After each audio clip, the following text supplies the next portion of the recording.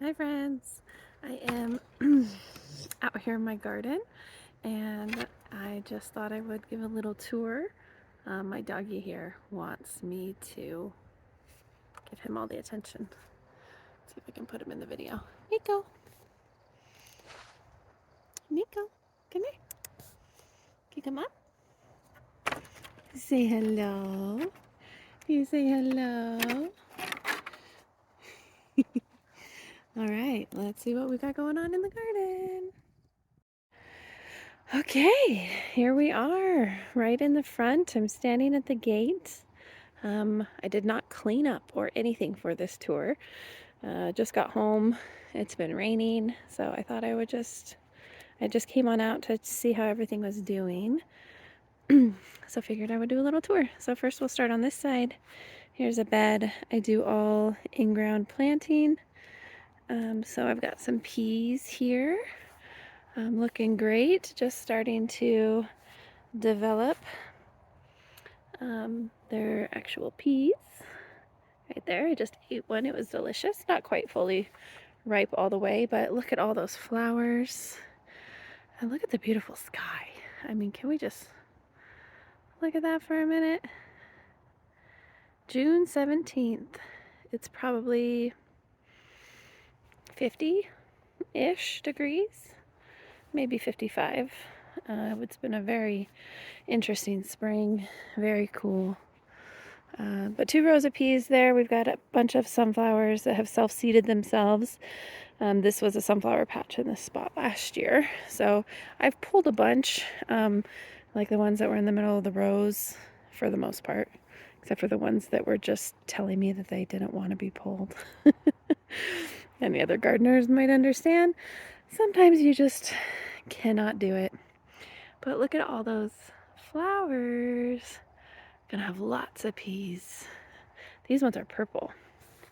There's one. So the actual pots themselves are purple. That'll be fun. I don't know though if you cook them, like if I cook them in a stir fry or something, if they will go green like the purple beans do. They grow green on the, or they grow purple on the plant, and then they turn green when you cook them. I've got 2 rows of potatoes, some more volunteer sunflowers, some volunteer poppies, some volunteer borage. Had a lot of volunteer stuff in this bed this year, and I'm just embracing it. I'm trying to allow myself to let the garden do what it wants to do. Over here I've got 2 rows of dahlias, big space in between with some little flowers underneath to just make them pretty, but the big space is because dahlias get so big. And so for harvesting them for cut flowers, I need the space. I really do need to come in here with some sort of a mulch. As you can see, it's filling up with weeds quickly, but the dahlias are all doing good. I use tomato cages for dahlias. They work great. This one here on the end, I actually started from seed. The 2 on the ends I started from seed from Floret Farms, and then the other ones are tubers that were purchased from the store.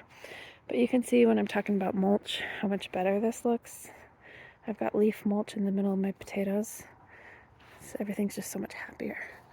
Soil does not like to be bare. Over here, pretty much almost all volunteers. 2 years ago in this spot, I did a packet of wildflower seeds. So the stuff that was perennial in that mix has come back. This is a little cluster of calendulas that I actually started from seed. They're all closed up because it was raining, except for the ones that are, ooh, look at that little worm in there. He is probably no good for my garden. But I'm not seeing any damage yet that's bothering me, so I'm not going to murder him. But those are looking really pretty. And then I mixed in some black tip wheat. I'm so excited about this. I started from seed, obviously, wheat. But the seed packet I bought didn't have all that many. So I just did, gosh, I don't know, like 15 or so of them and mixed them in here. I'm interested to see how big one little plant gets. Over here we've got some mess, but this is a planting row here. It's self-seeded poppies. So I've been letting those bloom. And just yesterday I came out, the poppies were all the way down.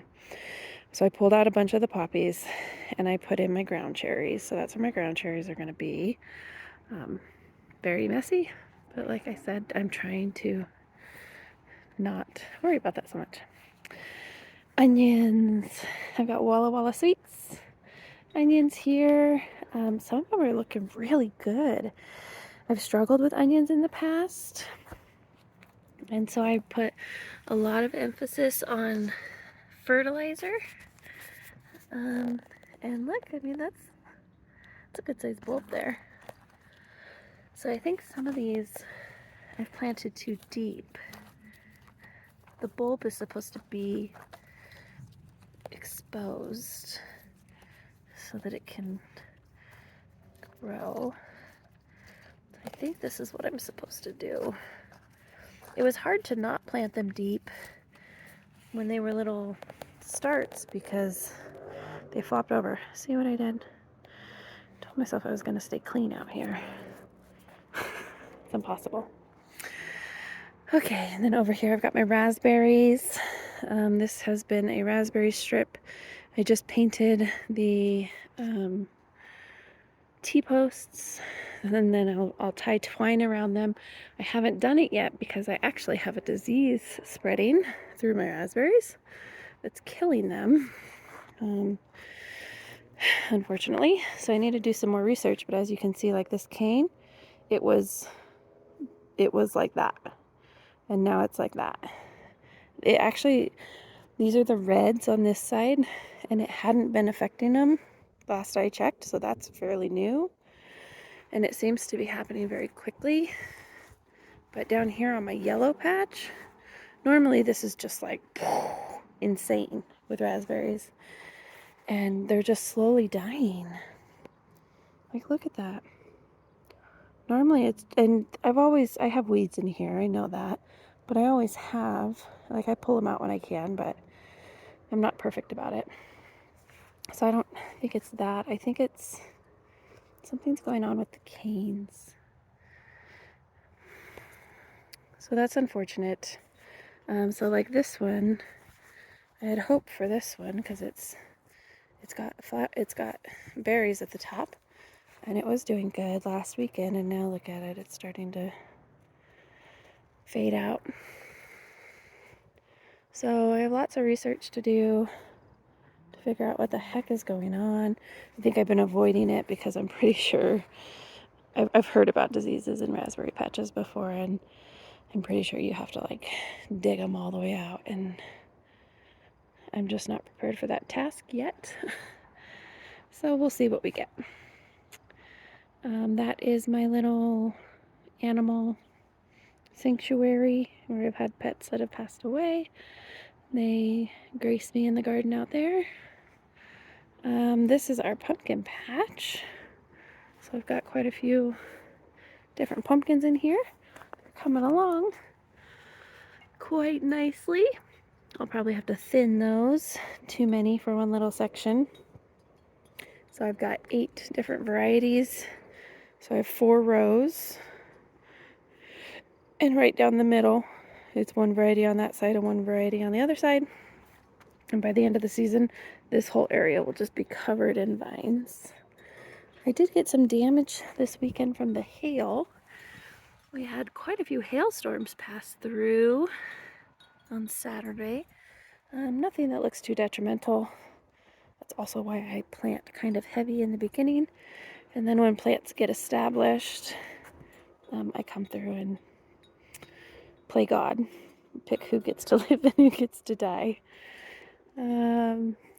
This area still needs to be worked. So I had some fabric over it, just trying to kill off the weeds, which has really helped. It used to all look like that. The fabric got blown off of that spot. But I need to get out here. I'm not quite sure what I'm going to plant here yet, but I have plenty of seeds and lots of stuff that could go over there. This is my tomato patch. So let me back up a little bit. I do my tomatoes in rows with fencing, flexible fencing and T-posts. So I plant them at the base, and then as they grow, I tie them to this. You can see from last year, all these little ties are still here. When the plants die, they're easy to just break off. And then the ties stay, and then you have them there the next year. I brought in some compost yesterday, but I ran out. Didn't have time to finish the project. But the tomatoes are looking quite lovely. Lots of different varieties in here. Lots of flowers. There's some simple ones. Oh, this Brad's Atomic Grape. One of my favorites. I did see some pretty beastly flowers. I think it was over here. Some of them are already cat facing. No, oh, I think it was on my Cherokee purples. Let's go back over here. And I was debating pulling them off. I can't even remember if I did or not. I don't think I did. This plant here, which needs a little help. But this flower, oh, looks like it's falling off on its own. This was a huge flower. Oops. It was going to be a cat face.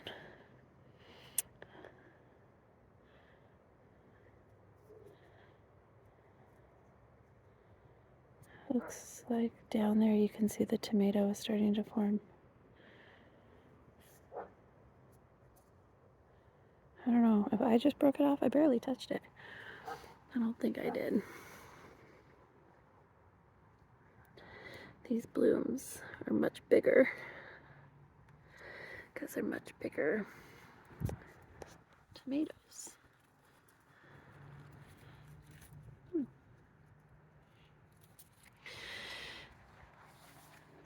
So, looking good.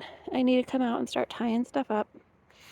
They're finally getting tall enough to where they are leaning up against the fence and ready to be tied. And then in the middle here, I seeded some zinnias to help bring in the pollinators and just make it prettier. Thought it would be fun to have it right in the middle. And I've got quite a few blooms. These were my special zinnia seeds from Floret Farms. Not cheap. So normally with zinnia seeds, I just kind of like throw them all in and then come through and thin them out. But since these were not cheap, I went space by space by space. And they've all been doing really well. I did come in the other day and I would have like a couple that were close together, and I scooped them up gently, separated them and planted them further apart to make sure I get as many blooms as possible. But you can see usually when I have a lot of seeds of something, the way that I sprinkle them is a little heavy-handed. So this is my asparagus patch. It's covered up because when it was a brand new bed this spring, the neighborhood cats were using it as a litter box. So it's covered. I haven't seen any activity in a while, so I might be able to lift that soon. But I came through and seeded a bunch of marigolds in here. And you can see how many are. That's me sprinkling seeds. That's what it looks like. So I'll probably have to come through and thin these. But I just wanted some color in here as the asparagus is getting established. It's just year one on those, so I'm not eating anything from it yet. And then over here, I got my seating area and an umbrella for when it's hot, my wood pile, and then this bed is new this year. It used to just be one long strip, but I changed it this year, split it in half, and put in this cattle panel trellis. And I'm really excited about it. As you can see, I've been actively planting stuff. These are all things that I've started from seed. I've got a row of peppers and some dahlias at the end, just for fun. And then these are cut flowers. So that's status, straw flowers. And then I've got some I'm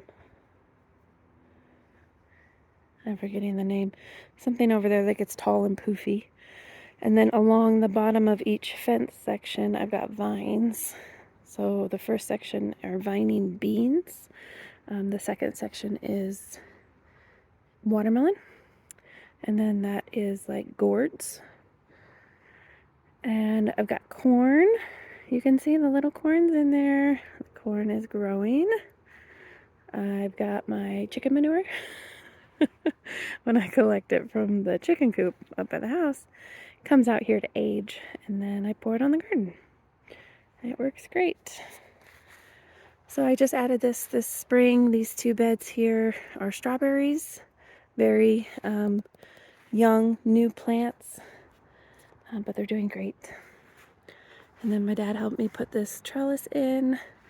I want it to be like a beautiful vista with a nice bench down there and something pretty eventually. Right now it's just turned into a storage space apparently. And then this side is similar. A lot of cut flowers. This is a whole row of dahlias that I started from seed, as well as celosia. And then just a bunch of other random stuff. Eucalyptus, Queen Anne's lace, some other stuff I can't name it all. Lavaterra is going to be really pretty.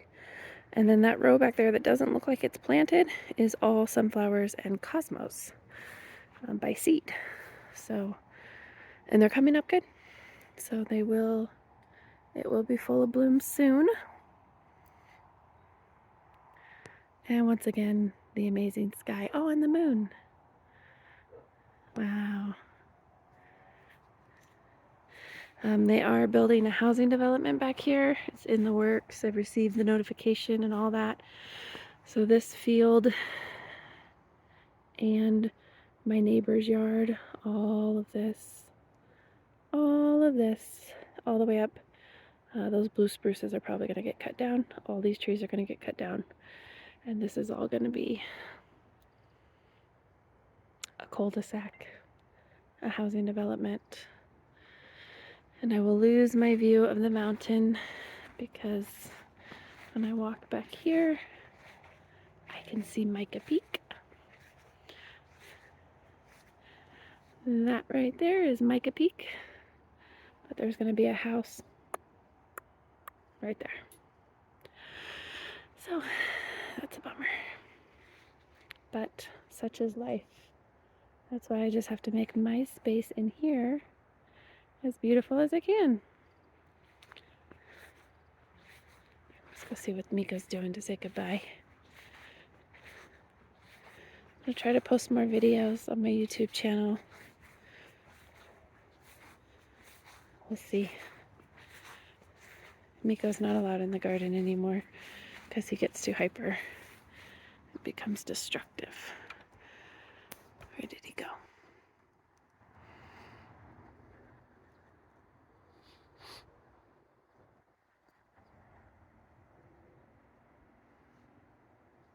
Miko?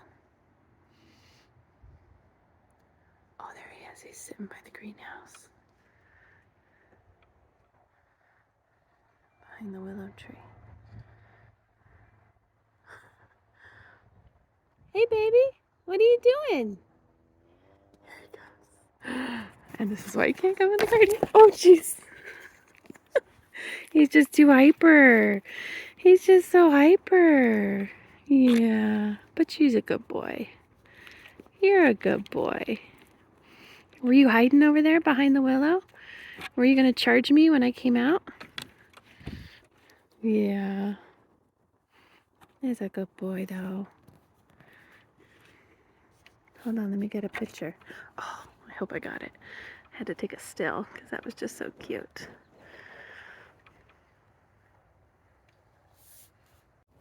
All right, friends. Well, I hope you enjoyed walking in my garden with me. I'll try to do more videos showing details of stuff and just sharing my garden because I know I enjoy watching it with other people. So I hope you guys will enjoy watching it with me. Bye.